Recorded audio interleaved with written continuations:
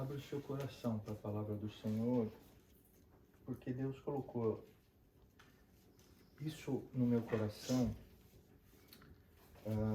para compartilhar. E por que eu falo, abre o seu coração, presta atenção? Porque o que eu vou compartilhar agora traz uma conexão com o que a Vanessa começou a falar no momento da oração. E depois com o que foi falado nos outros momentos. Então é uma conexão. E em Mateus 28, e como é uma conexão, é porque de fato Deus ele quer falar algo conosco. Então, presta atenção e deixa o Espírito falar, né? Mateus capítulo 28,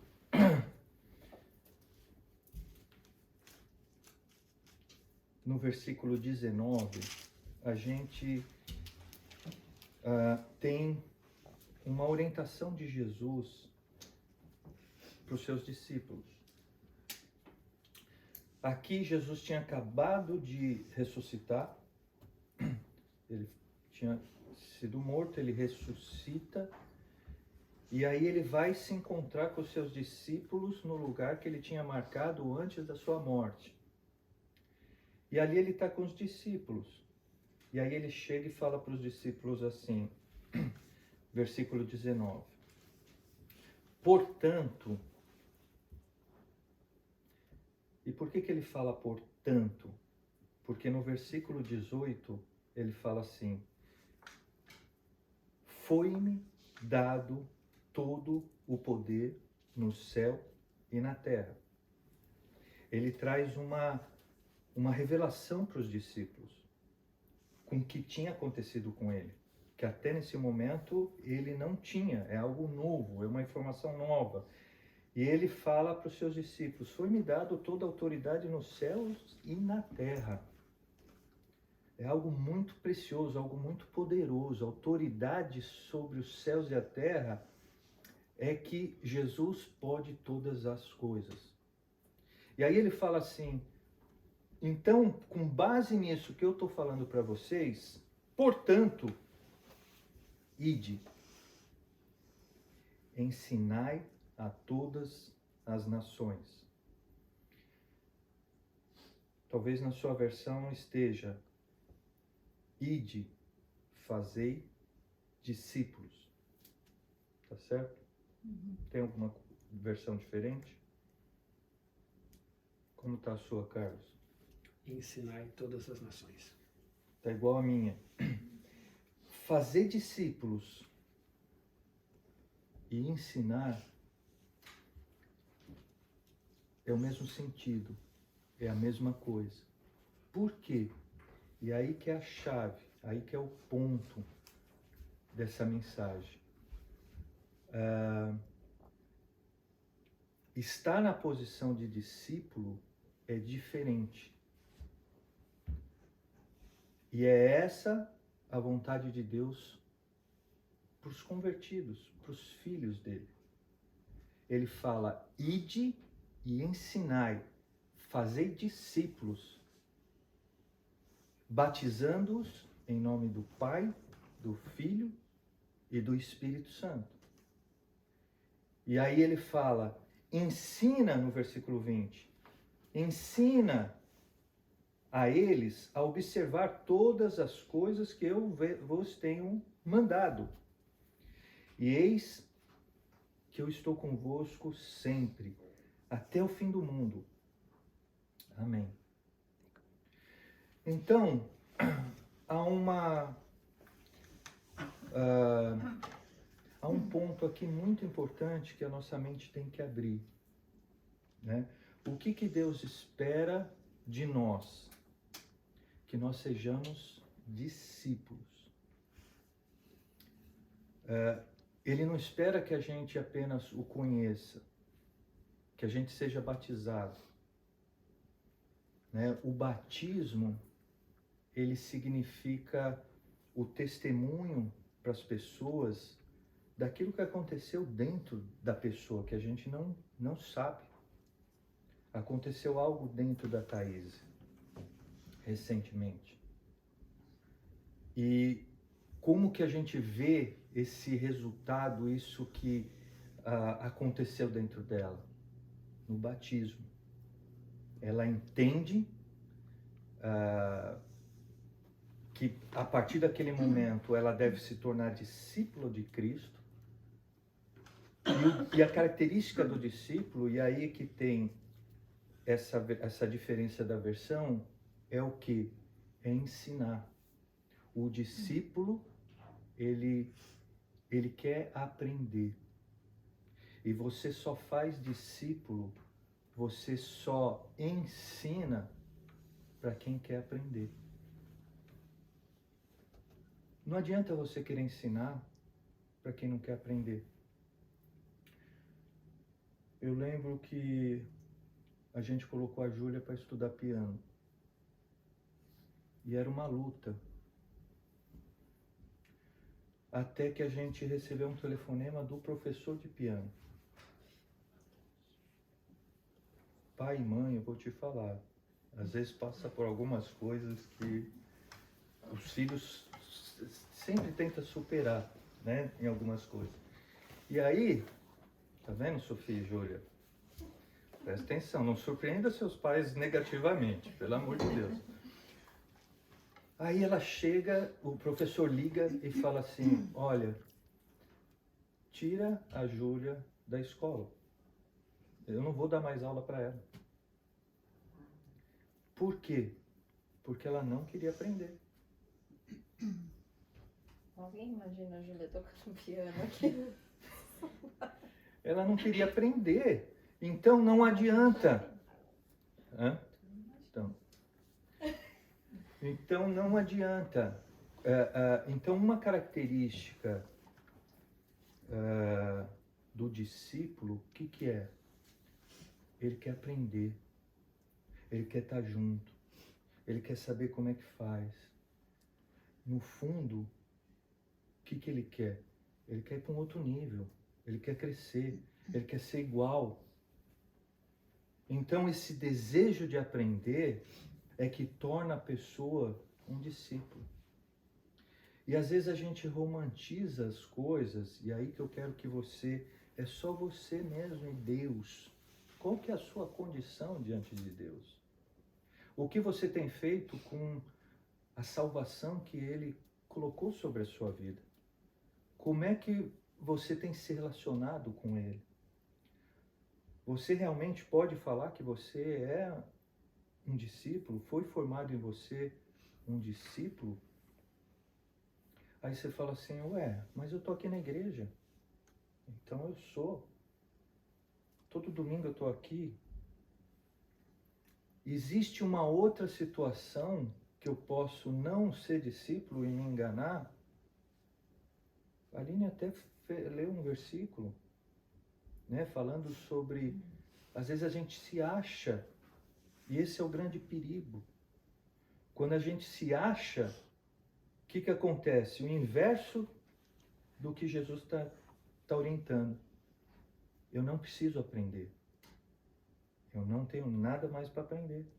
Eu já sei o suficiente. Você não vai me falar nada de novo. E aí eu escolho um outro caminho. Que outro caminho? Há uma outra passagem, vai lá para João, para a gente entender.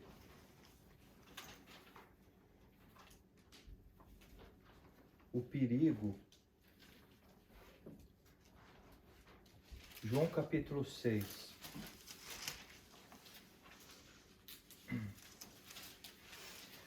Hoje em dia a gente vê muitas pessoas se declarando cristã, falando de Deus, testemunhando de Deus. E a própria palavra de Deus fala que, né, algumas pessoas chegaram para Jesus e falaram, mas Senhor, em teu nome eu expulsei demônios. E Jesus fala, eu não te conheço. O que significa isso? Significa que a pessoa, ela fazia mediante a sua própria cabeça, a sua própria independência, não fazendo a vontade do Pai. Há uma diferença. É isso que a gente tem que tomar cuidado na nossa vida cristã. Porque às vezes o fato de a gente estar perto, o fato de a gente estar na igreja, não significa que nós estamos fazendo a coisa certa. Olha que loucura. Porque se você está aqui e seu coração não está correto, você não é discípulo. Por quê? Você não vai aprender. Você não quer aprender. E o discípulo, ele quer aprender. Ele ouve. Ele fica próximo, ele fica junto. Olha só essa situação.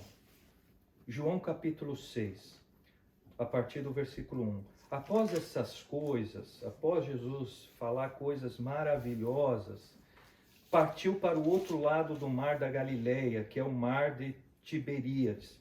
E uma grande multidão o seguia. Olha só um dado importante. Quem seguia Jesus? Uma grande multidão. Pessoas seguiam Jesus. Pessoas seguiam Jesus. Pessoas seguem a Jesus. Pessoas vão atrás de Jesus. Pessoas vão na igreja. Pessoas ouvem mensagens. Mas são discípulos.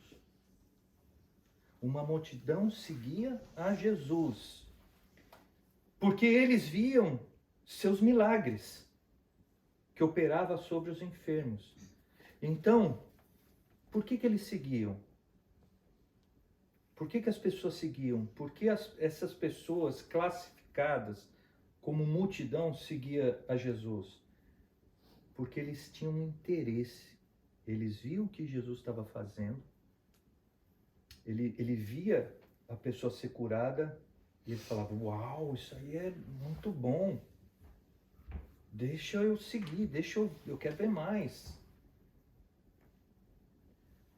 A pessoa não seguia pelo que Jesus era.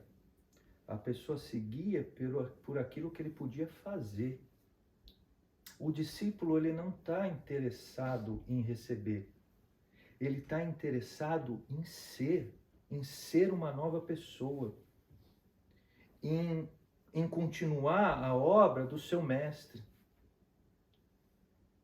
Mas essas pessoas estavam perto de Jesus. Você está perto de Jesus. Mas você se classificaria como discípulo ou multidão? No versículo 3, Jesus subiu ao monte e assentou-se ali. Com quem? Discípulo. Veja o contraste das coisas. O lugar de aprendizado não é para todo mundo. A bênção é para todo mundo. O benefício é para todo mundo. Você precisa de uma cura, é para todo mundo. Agora você quer aprender, é só discípulo que vai aprender. É só discípulo que recebe o ensinamento. Aqui, Jesus, ele assenta com poucos. Ele assenta com aqueles que querem aprender, que querem ouvir o que ele tem para falar. Agora, a multidão, que era a grande maioria, não queria gastar tempo ali. Não queria investir tempo ali com Jesus. Ela queria receber a bênção, ela queria ver o oba-oba e tá tudo bem. Essa é a relação que eu tenho com Jesus, tá tudo ok. Mas o discípulo, ele vai além. Ele acompanha Jesus. Ali é o lugar de aprendizado, é só para discípulo. E aí no versículo 4 fala assim, e a Páscoa A festa dos judeus estava próxima. Então Jesus, levantando os olhos e vendo que uma grande multidão vinha até ele, ele estava sentado ali com os discípulos. Aí ele olha e vê uma grande multidão vindo. E vou falar uma coisa. Aqui ele estava com os discípulos, provavelmente os 12. Sabe quem era a multidão que estava vindo com ele, atrás dele? Que estava buscando a Jesus, que queria estar próximo dele? Era em torno de umas 5.000.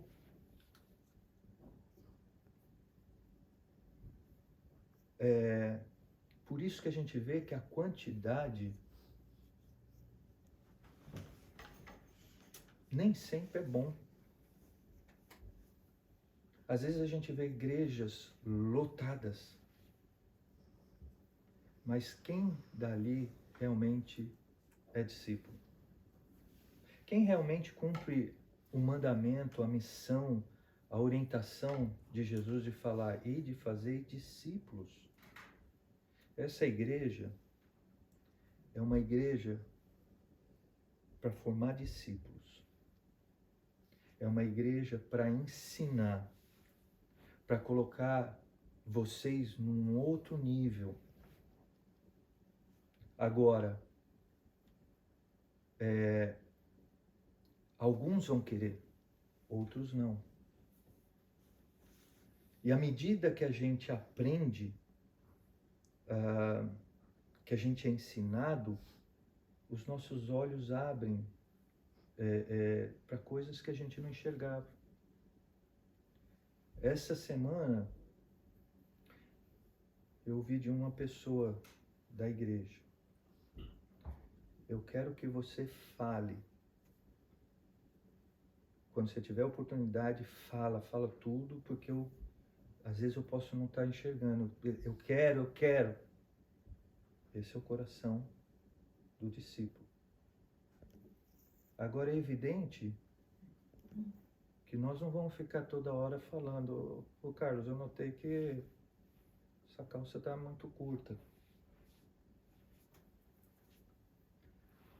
O ensinamento, o fazer discípulo é tornar a pessoa mais parecida com Cristo, para ela formar outros discípulos. É para entrar em questões mais profundas, onde os olhos da pessoa se abrem, onde ela não se perde. O Carlos falou algo importante sobre a reflexão do Nathan, sobre luz e trevas.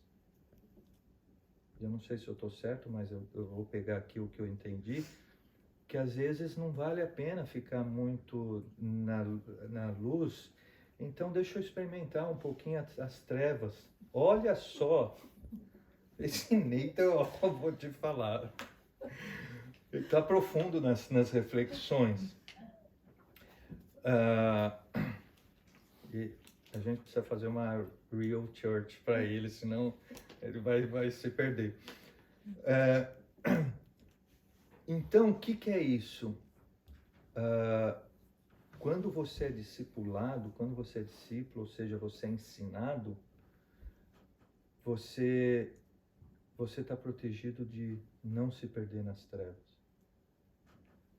Mas quando você é multidão, você vai indo e você não percebe que você está nas trevas. Você não percebe o risco que você está correndo. Por quê? Te falta maturidade. Te falta informação. Talvez essa seja a mensagem do próximo domingo. De coisas que Deus também tem colocado no coração a respeito dessa luta, dessa batalha espiritual. Mas a gente está numa batalha espiritual. E o discípulo, esses discípulos, quando ele se assenta com Jesus, Jesus tem a oportunidade de falar coisas para ele que a multidão não. A multidão não vai ouvir. Percebe a diferença? E aí a multidão vem vindo. E aí o que acontece? Olha Jesus ensinando para os discípulos no versículo 5. Voltando aí na informação, Jesus ele levanta os olhos, ele vê uma grande multidão vindo e ele fala para Filipe o seguinte: onde nós compraremos pão para que esses possam comer? Jesus fala para Filipe, que era um dos seus discípulos. Jesus, ele faz uma pergunta para o seu discípulo. Jesus, ele não sabia o que ele ia fazer aqui, ele precisou consultar Filipe. O que vocês acham? Jesus, ele chega e consulta Filipe, como que nós vamos fazer para alimentar essas pessoas que estão vindo? Como nós vamos dar de comer para essas pessoas? Onde nós vamos comprar pão? Sabe o que Jesus está fazendo aqui? Ele está ensinando. Sabe quem está aprendendo? Os discípulos. A multidão não está aprendendo isso aqui. Quem está aprendendo é os discípulos que vão aprender algo extraordinário. Mas a multidão também vai participar daquilo que Jesus vai fazer. Mas elas não vão aprender. Elas não vão ser ensinadas.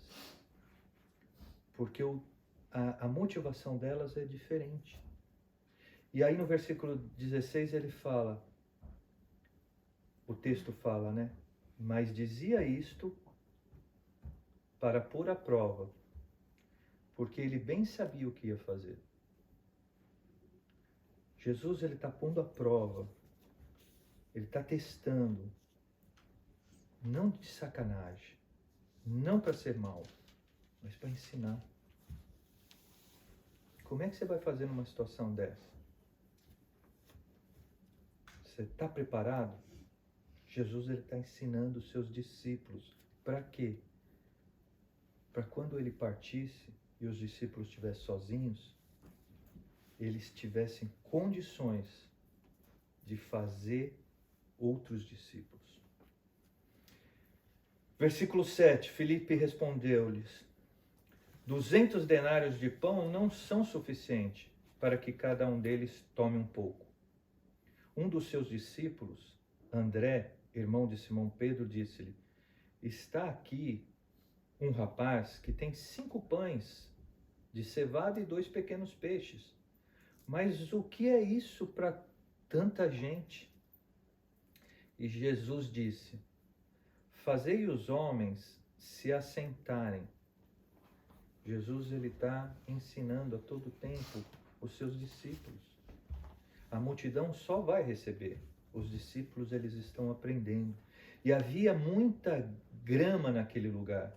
Assim os homens se sentaram, em número de aproximadamente 5.000.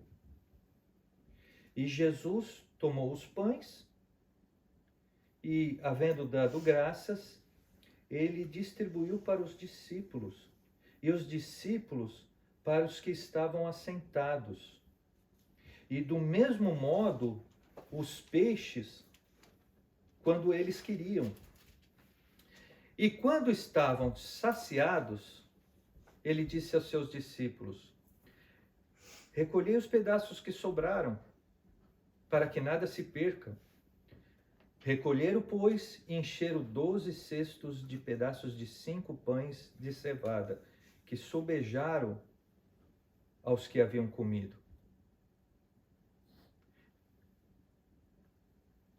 Só tinha aquilo. E os discípulos, eles viram a multiplicação, eles viram um milagre de Deus. Porque eles estavam muito próximos, eles estavam com Jesus. Então, vendo aqueles homens, o milagre que Jesus tinha feito, diziam: este verdadeiramente é o profeta que devia vir ao mundo. Aí acontece algo interessante. Percebendo, pois, Jesus que estavam prestes a vir e levá-lo à força para que o fazerem rei, ou seja, os homens eles sempre têm uma opinião boa a respeito de todas as coisas. E eles sabiam que eles estavam esperando o Messias, o Rei, o Salvador. E eles já queriam tomar Jesus e já colocar ele na posição que, aos olhos deles, ele deveria estar. E Jesus, para fugir dessa situação, ele fala, ele faz o quê? Versículo 16. 15. Percebendo Jesus que estavam prestes a vir levá-lo à força e fazerem rei, ele partiu novamente sozinho para o monte. E chegando à tarde, os seus discípulos desceram para o mar. Entrando no barco, foram para o mar em direção a Cafarnaum. E já era escuro, e Jesus ainda não tinha vindo até eles. E o mar se levantou, porque um grande vento assoprava. Tendo, pois, remado uns 25 ou 30 estádios, que dá mais ou menos uns 10 quilômetros, eles viram Jesus andando sobre o mar. E aproximando-se do barco, eles ficaram com medo. Entenda uma coisa. No processo de aprendizado, nunca vai ser gostoso. No processo de aprendizado, às vezes, vai ser muito confortável, mas vai ter horas que nós não vamos entender. Nós vamos ficar confusos. E nós podemos ficar até com medo. Esse é o processo normal de aprendizado. O problema é, diante dessa situação, qual que é a minha atitude? O que eu faço diante do medo? O que eu faço diante da situação de desconforto? É que vai me determinar se eu vou aprender ou se eu vou continuar seguindo a Jesus, mas não como discípulo. E eles tiveram medo. Versículo 20. Mas ele lhes disse: sou eu. Fica tranquilo.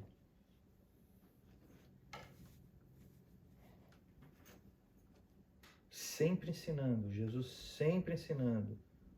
O discípulo, ele sempre aprende. Então, eles, de boa vontade, o receberam no barco. E imediatamente o barco chegou à terra para onde iam. No dia seguinte, quando a multidão que ficara no outro lado do mar, olha só, a multidão que seguiu Jesus, que queria estar próxima de Jesus, ela estava do outro lado do mar.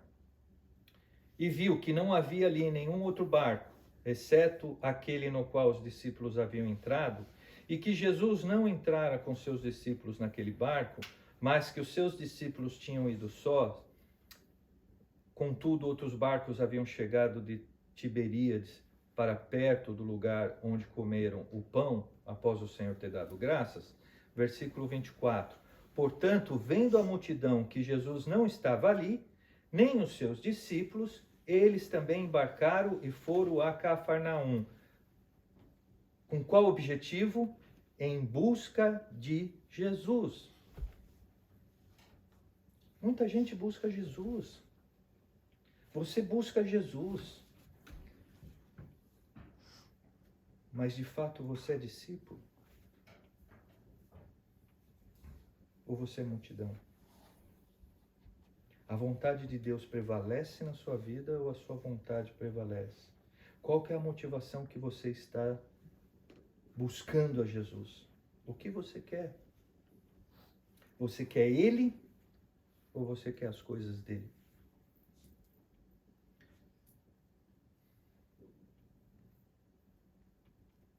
Você busca Ele porque você ama ou porque você tem medo de acontecer alguma coisa ruim na sua vida sem Ele? Às vezes, muita gente busca Jesus. Mas qual que é a motivação? E eu vou falar uma coisa. Nós podemos enganar uns aos outros. Mas você não pode enganar a Jesus. Aquela multidão, no versículo 26, Jesus ele já corta. Ele fala assim: na verdade, eu vou dizer uma coisa para vocês. Por que vocês têm me buscado? Não porque vistes milagres. Nem isso, a coisa era mais grave ainda. Mas porque comeste do pão, mas não vos saciaste. Olha as palavras de sabedoria de Jesus. Ele fala assim: você comeu do pão, mas você não ficou saciado. Você está de volta aqui porque você quer comer mais. Você está de volta aqui porque você precisa de uma bênção. Você está de volta aqui porque você precisa de uma resposta. Você não está aqui para estar comigo, para aprender, para fazer os milagres que eu faço. Não é por essa razão que você está aqui. Você está aqui porque você quer comer.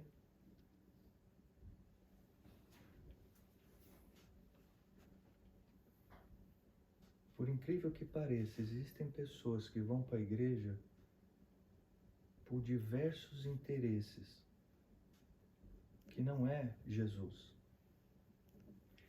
Até para comer. Tem gente que vai para a igreja para comer.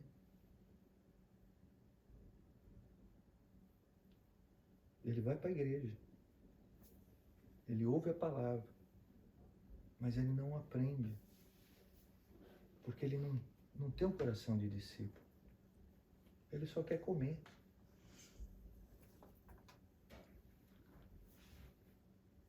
Aí Jesus, ele fala coisas preciosas aqui, que por causa do tempo eu não quero me prolongar, mas eu quero só dizer algo precioso para fazer essa amarração aqui desse pão. Ele fala no versículo 27, trabalhai não pela comida que perece, mas pela comida que dura para a vida eterna, a qual o Filho do Homem vos dará, porque a ele Deus, o Pai, o selou. Ou seja, todo o propósito da sua vida não trabalha pela comida que ontem você comeu, hoje já não tem mais. Mas trabalha o quê? Pela comida que vai te dar uma vida eterna. Aí eles ficam confusos e falam assim: Jesus, me dá um sinal disso, né? Para que vejamos e creiamos em Ti. E no versículo 32 Jesus disse: na verdade, eu vos digo que Moisés não vos deu o pão do céu, mas meu Pai vos dá o verdadeiro pão do céu. Porque o pão de Deus é aquele que desce do céu e dá vida ao mundo.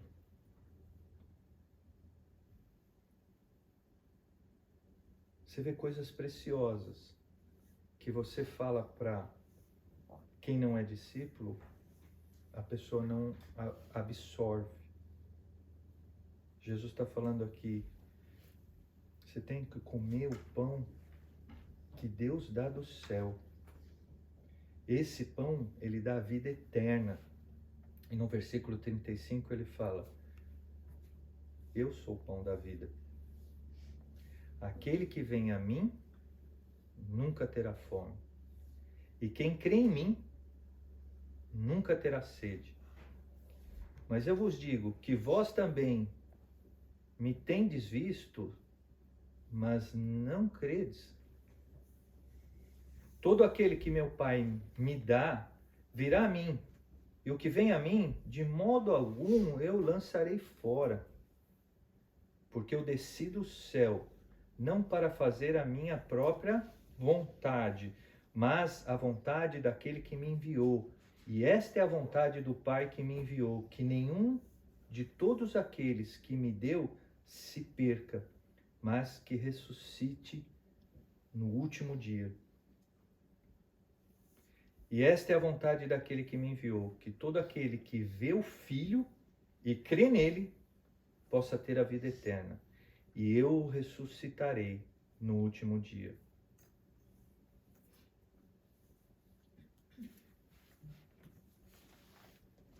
Aí vamos voltar lá no capítulo de Mateus 28. E eu quero encerrar com isso.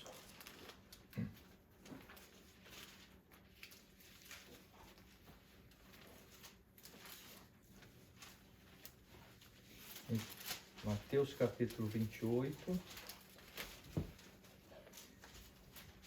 Eu falei para vocês que aqui nesse momento Jesus, ele ressuscita.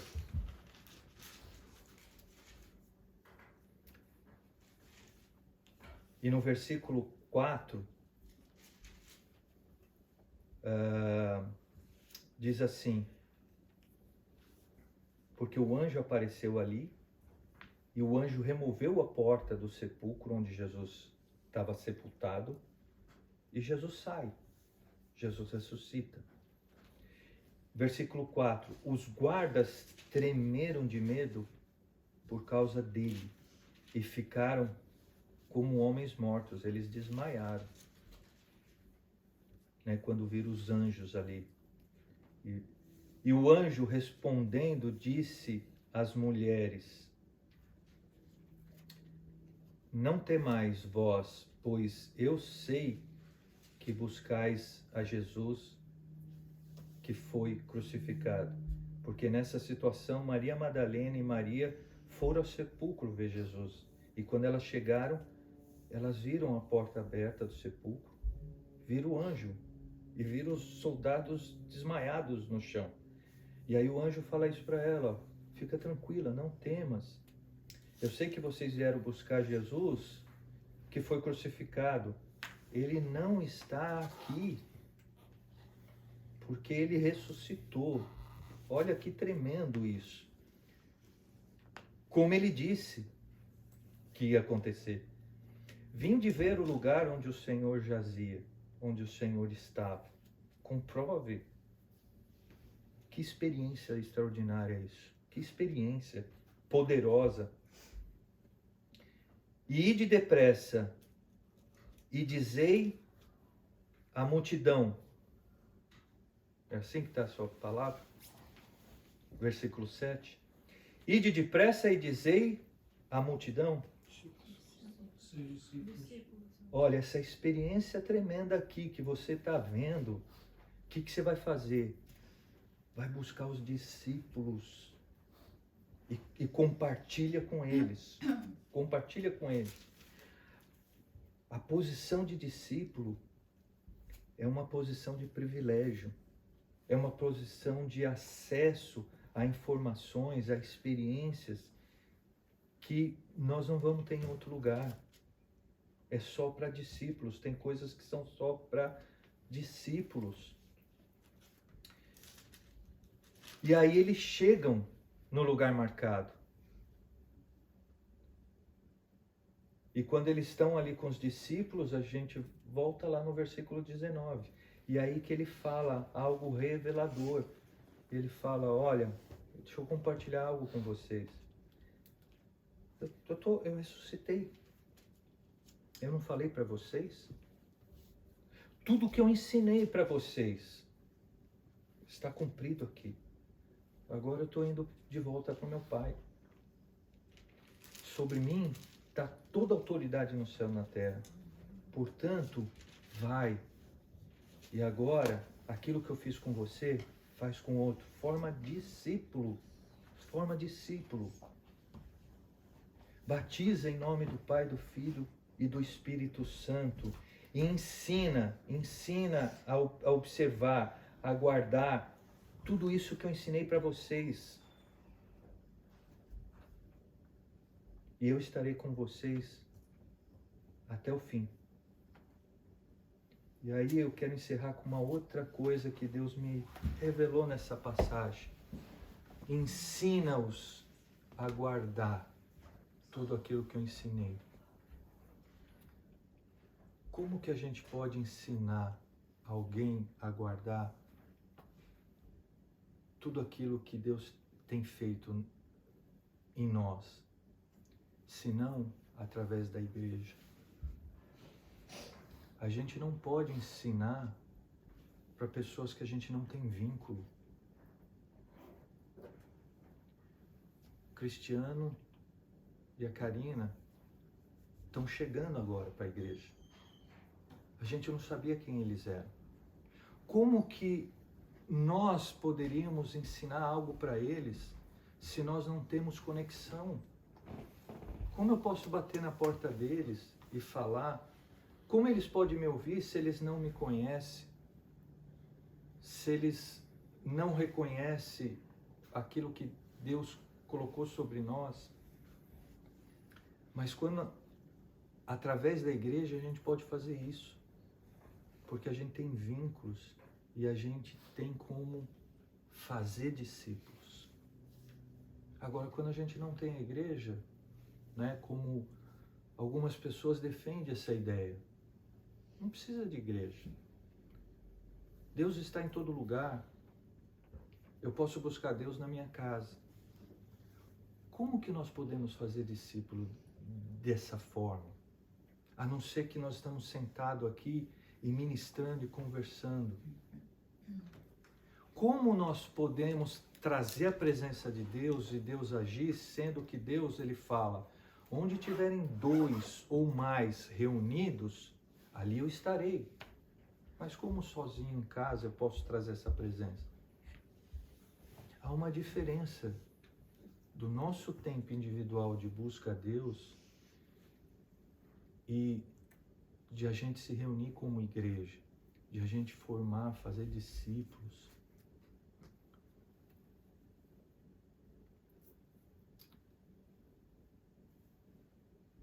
Eu não sei como tem sido a sua vida, eu não sei como é que tem sido o seu relacionamento com Deus. Aí você fala assim, como não sabe? Você é o pastor da igreja, você conhece todo mundo. Não, eu não conheço, mas Deus conhece o que está dentro de cada um. Eu não conheço o que está dentro de cada um. O meu papel é ensinar, é fazer discípulos, é ministrar, é alertar. Agora, quem quiser aprender, será ensinado, se tornará discípulo.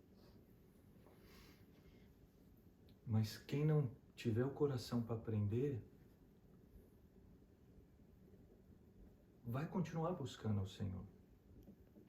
Mas não como a forma como Ele espera. Ele espera não ter multidões em volta dele. Ele espera se assentar com discípulos. Seja um discípulo de Jesus. Essa é a maneira de crescermos, de aprendermos, de sermos fortes, de desfrutarmos de oportunidades, de experiências, que está reservada só para discípulos, não é para todo mundo. Feche seus olhos.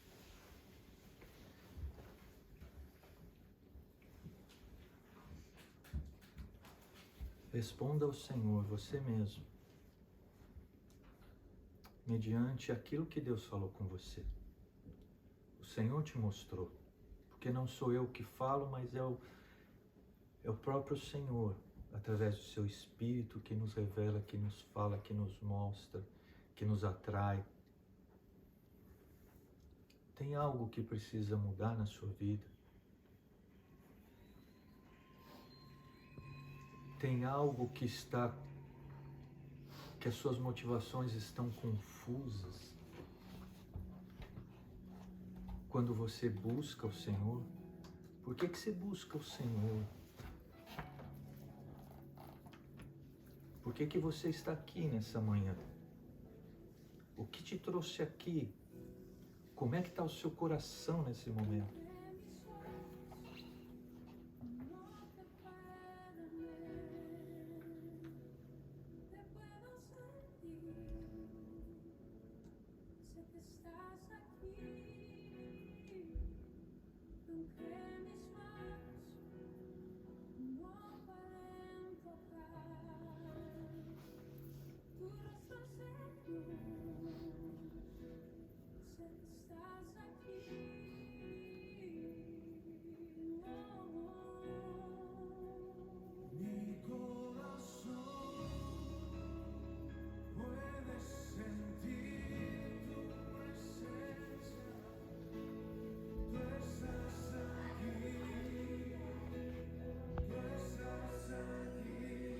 Senhor, o Senhor é o Deus Todo-Poderoso.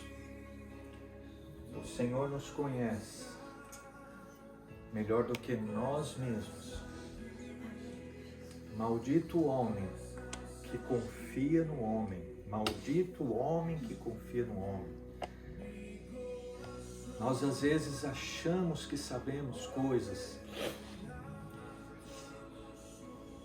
e nos tornamos tolos, ó Pai.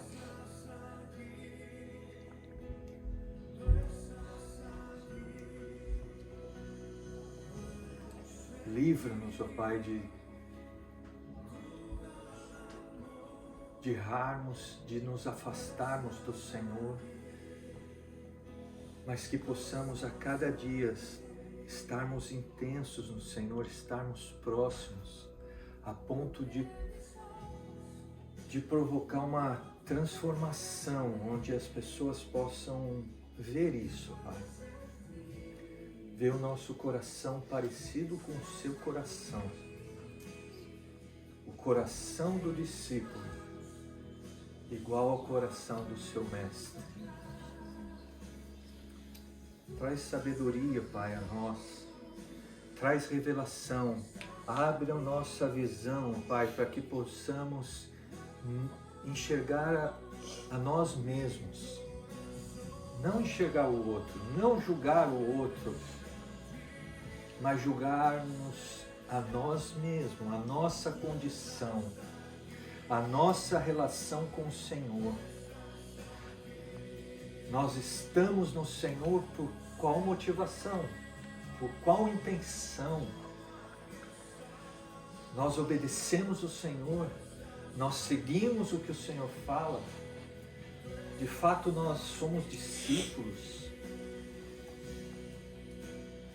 Traz essa verdade, Pai, sobre cada um de nós nessa manhã. Louvado seja o Senhor. Obrigado pela sua palavra, que é verdadeira. Obrigado por todo esse ensinamento, Pai. Obrigado pelo pão da vida, que nos alimenta, nos sacia e nós não temos mais fome, nós não temos mais sede, nós somos realizados completos, nós venceremos a morte, porque no último dia Jesus nos ressuscitará, assim como Ele ressuscitou. Louvado seja o Senhor, Pai. Obrigado por essa manhã, obrigado pelo Carlos, pela Luna, que abriram a sua casa para a igreja se reunir. Que o Senhor tome o coração deles, que o Senhor os recompense, Pai, que eles tenham sempre a alegria de servir ao Senhor, Pai. Que o Senhor esteja com o Marquinhos, que está trabalhando, que o Senhor esteja com o Neto e a Fran, sua família, que estão viajando, que o seu Espírito, a sua presença esteja sobre eles, ó Pai. Abençoe o restante desse dia, nos proteja, livra-nos de todo mal, Pai, de todo mal. Proteja a volta, Pai, da família do Cristiano para sua casa. Abençoe essa semana que começa, Pai, que possamos começar cheios de esperança, vigiando para nos tornarmos discípulos do Senhor. Em nome de Jesus é que nós oramos agradecidos, ó Pai. Amém.